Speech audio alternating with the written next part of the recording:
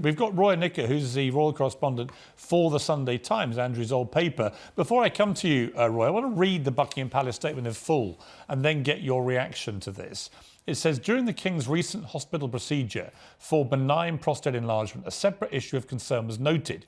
Subsequent diagnostic tests have identified a form of cancer. His Majesty has today commenced to schedule regular treatments, during which time he's been advised by doctors to postpone public-facing duties. Throughout this period, His Majesty will continue to undertake state business and official paperwork as usual. The King is grateful to his medical team for their swift intervention, which was made possible thanks to his recent hospital procedure.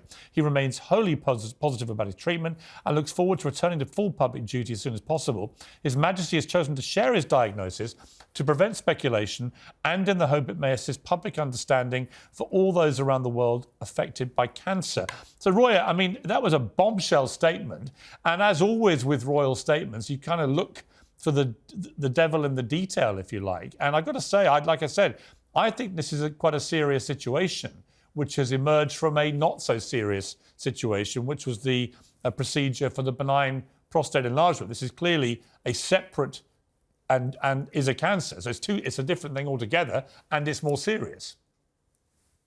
You can't, Piers, detract from the fact that cancer is a very serious diagnosis, whatever form it is, and we don't know what form it is yet. We're told, he may choose to share more information down the line during his treatment. But just to your point about, always unpicking statements from the palace, I have to say I actually looked at that statement and some of the guidance that we've had tonight, some background guidance we've had from the palace, particularly the items about no councillors of state being needed. So we are not going to see Prince William or Prince Edward or Anne stepping in constitutionally for the King. It's been made very clear, quite sort of firmly, that constitutionally at the moment nothing has changed. The King is going to keep doing his affairs of state, his red boxes. We just won't see him in public so much. So yes, it's very serious. He's got cancer, but at the same time, that phrase, he is wholly positive about his treatment and that he is still doing affairs of state, I read that as actually quite a hopeful sign. Yeah, but for a new king of less than a year to no longer be doing any engagements in front of the public, I just think, knowing Charles as I have for a long time, not particularly closely, but having followed his life, this is a tough guy, a very fit guy, used to yomping around the Highlands and leading a very fit, active life. For him to basically retreat from public life in the way that he is, yes, he may be saying he's wholly positive. I wouldn't expect anything else, but I think this must be a serious situation because he's cancelling all public engagements, apparently, while he undergoes this treatment. I mean, there's no doubt that, cancer is serious for anyone, but I think in terms of sort of retreating from public view, when, depending on what his treatment involves, the palace and the royal family and the King himself will want to minimise, the health risk to him in terms of it's one thing to meet with the Prime Minister and have an audience with him, as we're told. Hopefully he will continue to do that and meet with the Privy Council.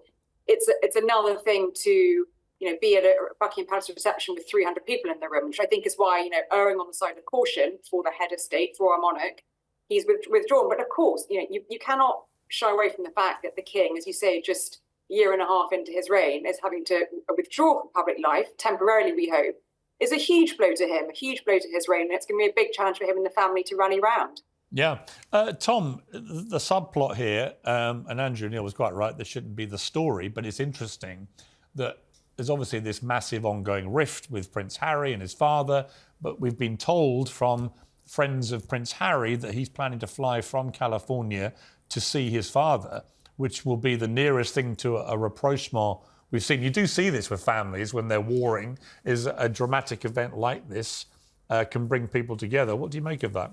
Well, I think that rapprochement is fitting. On the other hand, I'm very suspicious because, as we've discussed often here, Harry's agenda has been so anti-monarchist, has been so disrespectful of the King and the Queen and, of course, of his brother, that for him suddenly to turn up in London, not having expressed any concern for his father when he heard originally about the prostate problem, which is 2 weeks ago, that's been a period of silence. So suddenly he's flying in. I think it seems two things, not the rapprochement only, but also how serious it is. I don't think it is a benign issue at all. I think you're quite right that there is a mini crisis happening. Yeah, and Andrew Neil, if I could come back to you for a moment.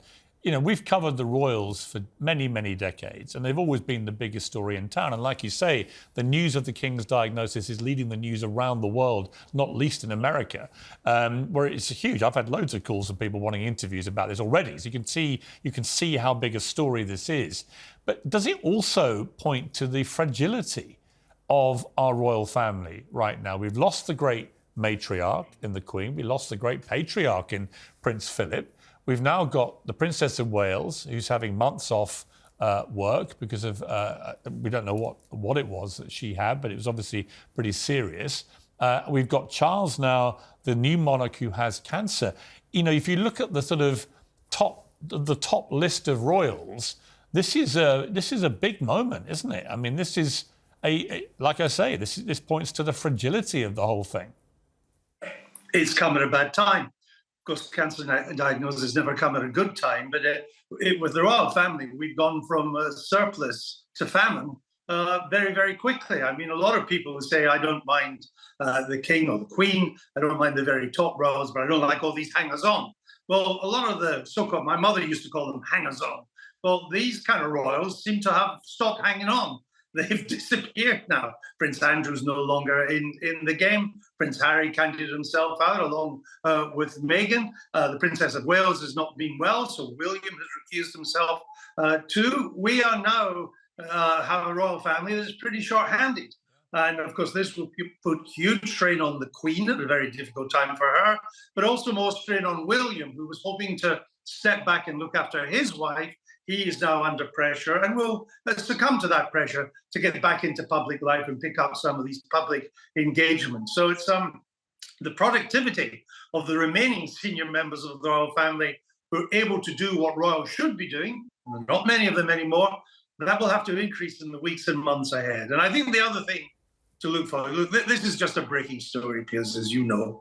We do not know what kind of cancer it is. All cancer is scary and bad.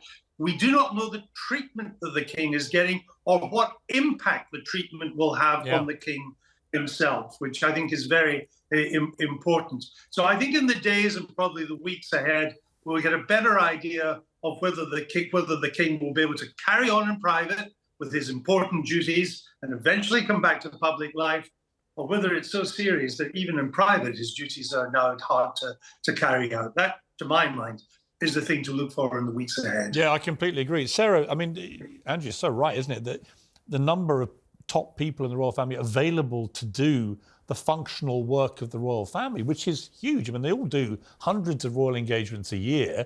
These can be big ones, small ones, but they're serving the people. That's the deal, the contract with the British public. There aren't many of them at the moment able to actually work. No, and those that are working already have packed schedules. Princess Anne, for example, has an incredibly busy diary, and the king is going to be relying on his sister now, also on Sophie, the Duchess of Edinburgh, on Edward, the Duke of Edinburgh, and Prince William. But as Andrew was saying, Prince William was hoping to take some time out to be looking after his wife and children. Next week is half term. The children will be home from school. Kate not really able to be carrying on as normal. But we had the announcement today, and I think the timing of that was significant and choreographed, that he's back to public duties on Wednesday. He's going to be hosting an investiture at Windsor Castle. He's got an event on Wednesday. He needs to be seen because, as the late Queen used to say, you know, the royal family need to be seen to be believed. Worth remembering, William will be very worried about his wife. And worried about his father. And Camilla will be absolutely, you know, heartbroken about what's going on with Charles, the great love of her life. Never mind the public duty stuff. Yeah. She's going to carry on with her duties. Then presumably some of them will have to pick up some of the king's at some stage if it carries on. But she'll also have, in her own world, this is a devastating moment. Yes. And sometimes it's easy to forget. And they're human want to beings. Be supporting him through his treatment as well, because we don't know what impact it's going to have on him. You talked about reading between the lines of the statements. Now we look back on some of the words that Camilla has said over the past couple of weeks. Initially, when she was asked, she said he was doing fine. Last week, she said he's doing his best. Yes. When she was asked how he was. And that takes on a greater significance. Now we know what has been going on behind the scenes.